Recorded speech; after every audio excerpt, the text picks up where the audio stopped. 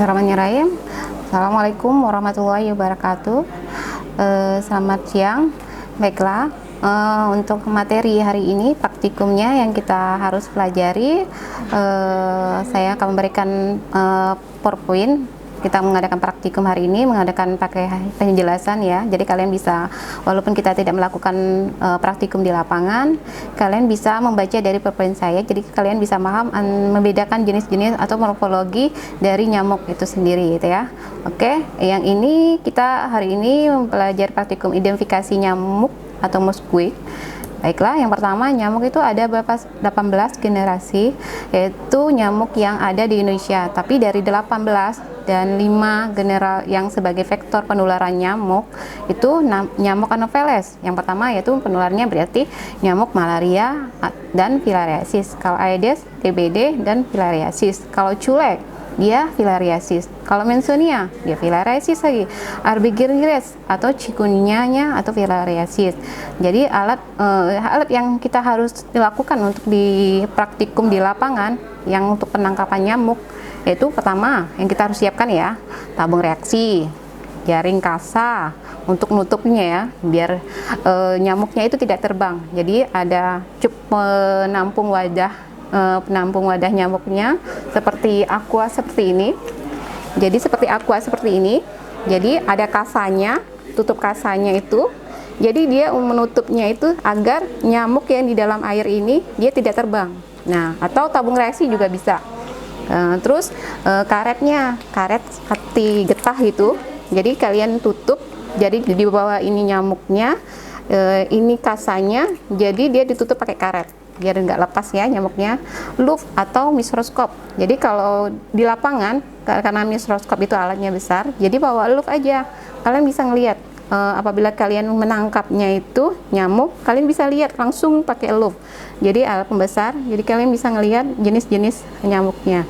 Nah, untuk alat untuk penangkapnya itu nyamuknya, alatnya adalah aspirator atau penangkapan nyamuk.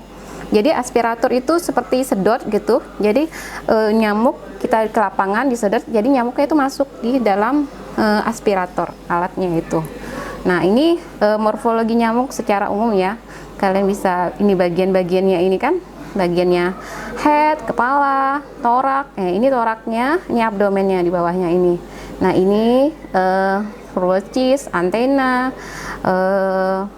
forelek, wing untuk sayapnya.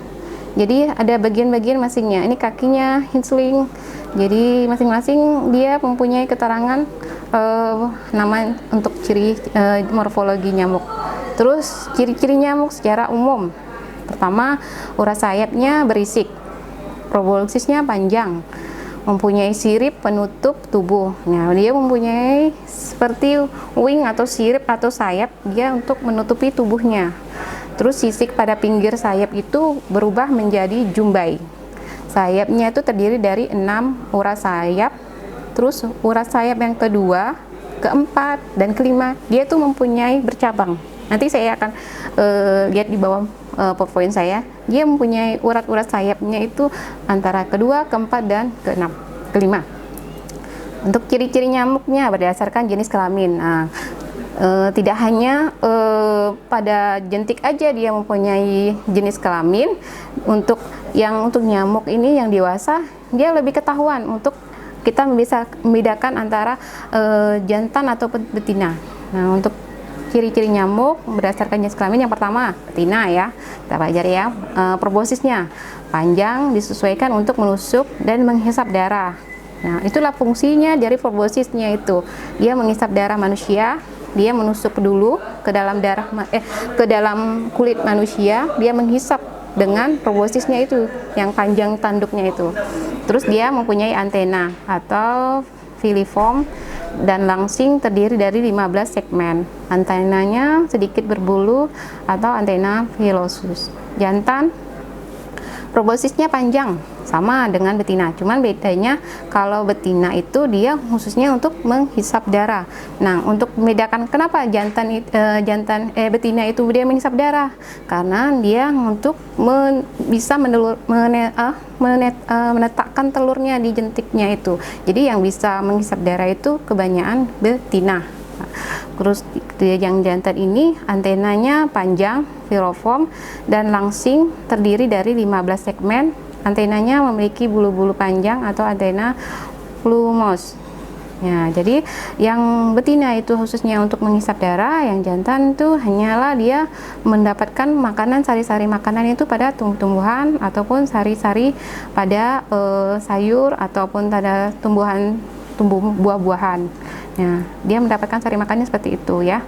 Jadi kalau betina dia mendapatkan makanannya tuh melalui darah manusia.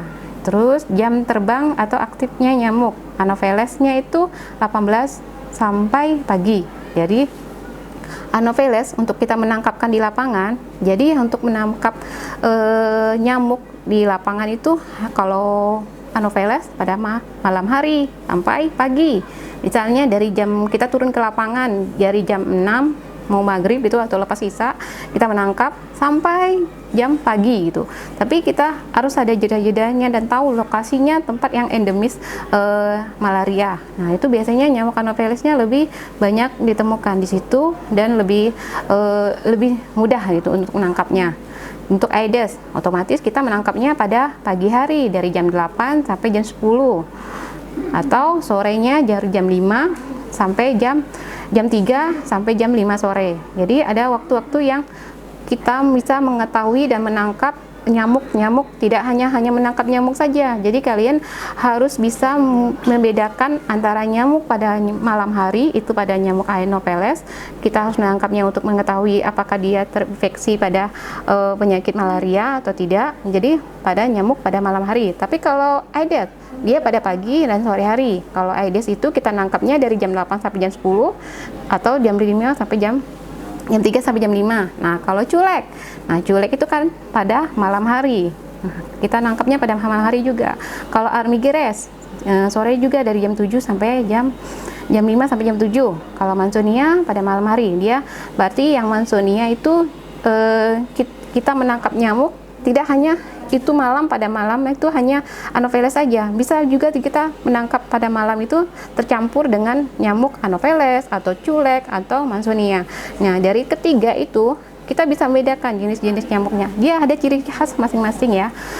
Nah, ini kan kalau nyamuk dewasa kan secara umum dia kan ada propolis, ada antena, ada porpus, ada mata. Jadi dia mempunyai kepala, torak, dan abdomen, dan masing-masingnya dia fungsinya juga berbeda-beda. Untuk genus Anophelesnya saya jelaskan untuk yang masing-masing jenis nyamuknya, genusnya ya. Untuk ujung abdomennya meruncing, tidak ada polifili. Sisik pada sayapnya simetris, plumnya dengan satu lobus. Nah, untuk malam hari jam 5 sampai jam 6 pagi. Nah, ini untuk nyamuknya. Nah, kalian bisa melihat pada nyamuk Anopheles, dia menghisap darah pada manusia itu, dia sayapnya itu ada ciri khasnya. Nah, ini dia berbulu-bulu seperti ini. Dia bentuknya seperti warna hitam. Jadi dia mempunyai dia tidak akan jauh dari lingkungan warga atau masyarakat, karena dia mendapatkan makanannya itu pasti pada manusia, yaitu darah ya. Kalau Anopheles, kalau spesies Anopheles sundaicus juga sama, dia membedakan itu pada kakinya. Kakinya ini ada yang seperti lancip ini. Nah, kemudian untuk Anopheles valenciensis, dia mempunyai kaki, tapi di bagian ujungnya ini dia agak ada batasnya putih gitu, valenciensis. Terus Anopheles farauti, dia mempunyai bulu-bulu pada titik-titik setiap kakinya ini ya. Kalian bisa lihat dan mempelajarinya. Kalau ini Anopheles conatus, dia mempunyai bulu-bulu yang sangat seperti berjarak-jarak seperti ini ya. Kemudian Anopheles subpictus, dia membedakan itu pada antenanya atau polpus. Nah, polpusnya ini dia ada seperti ini ya, ada hitamnya, kanan kirinya. Terus kakinya juga membedakan juga, dia seperti hitam di bawah kakinya. Anopheles subictus. Nah, kalau Anopheles paraveronsis dia mempunyai palpus dan proboscisnya ini berbeda, dia agak lebat. Nah, ini dia mempunyai kaki yang tandus, tarsus, dan mempunyai wing yang agak berbulunya lebih lebat.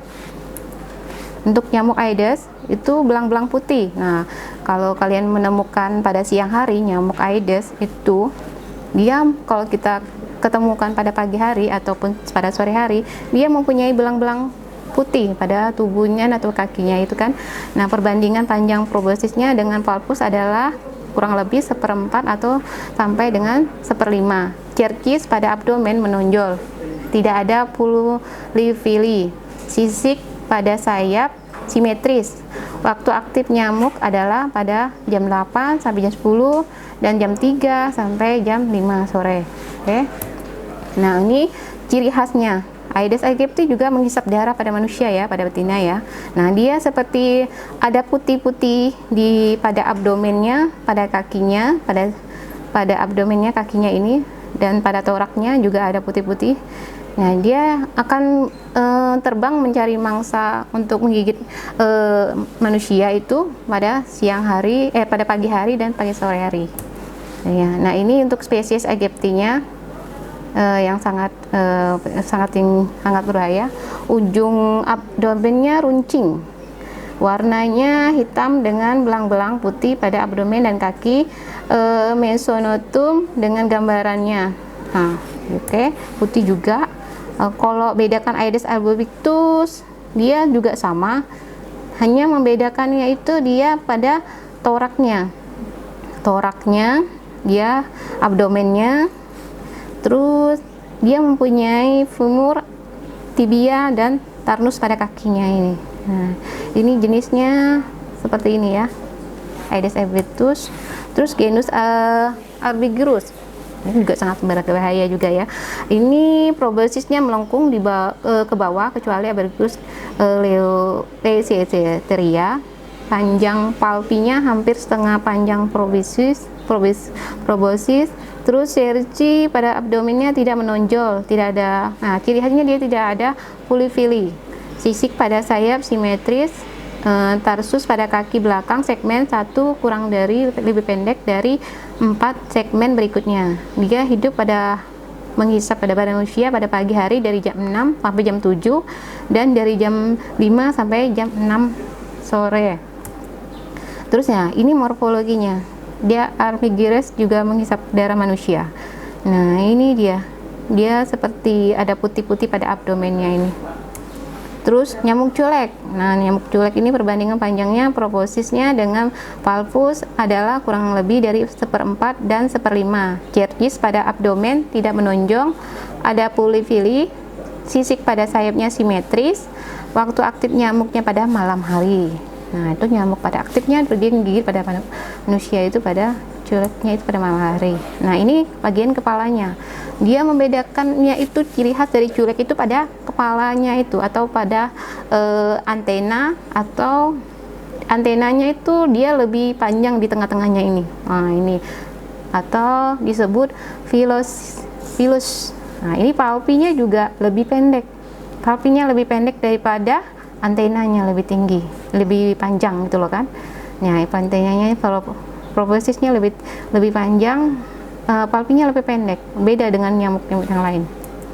Nah, ini sama dengan sayapnya ya.